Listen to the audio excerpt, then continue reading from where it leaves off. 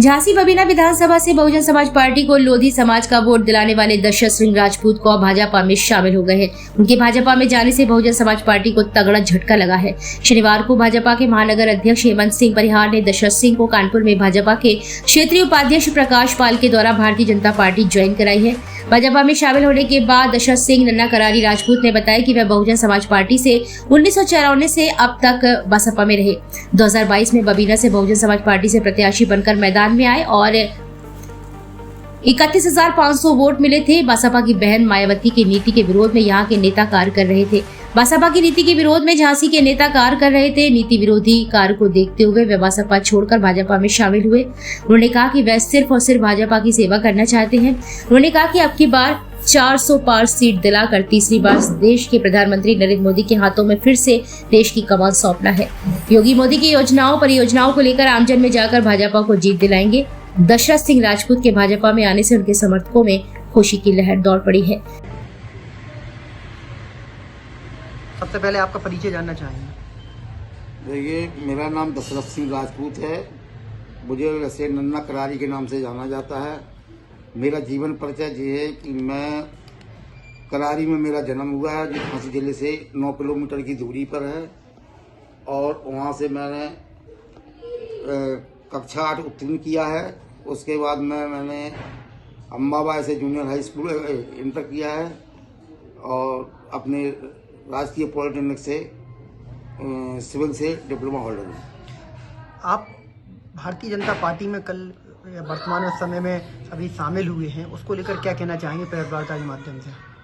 Bharatiya Janata party की जो नीति है और जो भारतीय जनता पार्टी द्वारा आज पूरे देश में खुशहाली का लोग जीवन जी रहे हैं, जैसे कार्य किए गए हैं, चाहे शिक्षा के हिसाब से हो, चाहे आपके मेडिकल के स्वास्थ्य के हिसाब से हो, चाहे रोजगार के हिसाब से हो, और चाहे किसी प्रकार से गुंडागिरी के हिसाब से हो, ये सब चीज़ें जो है बड़ी अच्छी तरीके से उन्होंने उसका निर्माण किया है।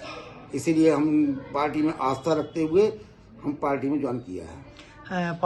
पार्टी में आपने जो संकल्प लिए हैं और उसके साथ बबीना विधानसभा को जो समय दे रहे हैं जनता को, आप उन तक क्या संदेश रहेगा और आगामी 2024 का जो चुनाव है उसको लेकर क्या है?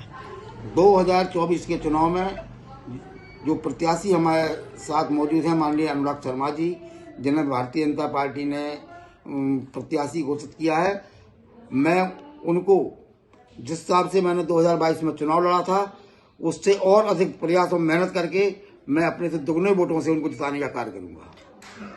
लोकप्रिय जनता तक क्या संदेश रहेगा मीडिया के माध्यम से? लोकप्रिय जनता मीडिया के माध्यम से और माननीय हमारे मोदी जी के भारतीय जनता पार्टी के कार्यकाल से और ये उनके द्वारा जो किए गए कार्यों से पहले से ही बहुत अधिक प्रसन्न है और इससे आगे और खुशहाल होने की आवश्यकता नहीं है और ज़्यादा वो अपनी तरक्की करेंगे। और यहाँ सबसे बड़ी बात यह है कि उत्तर प्रदेश में कि झांसी जिले में माननीय सांसद जी द्वारा प्रयास करके जो बीड़ा का कार्य किया जा रहा है, तो जो बेरोजगारी के लिए यहाँ से लोग जो बाहर जाते थे, आज पूरे दूसरी जगह से लोग लौट करके यहाँ आएंगे और उनको यहाँ रोजगार दिया जाएगा। यहाँ का लोग रोजगार करने के लिए बाहर नहीं जाएगा, आगे चल के भारतीय पलायन नहीं करेगा। आगामी चुनाव को लेकर या कहीं भारतीय जनता पार्टी आपको मौका देती है तो क्या चुनावी मैदान में होंगे आप? ये पार्टी का निर्णय है।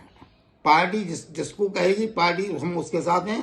पार्टी जो कहेगी पार्टी के ही आधार पर हम कार्य करेंगे। ये हमारा अपना श्रेय है।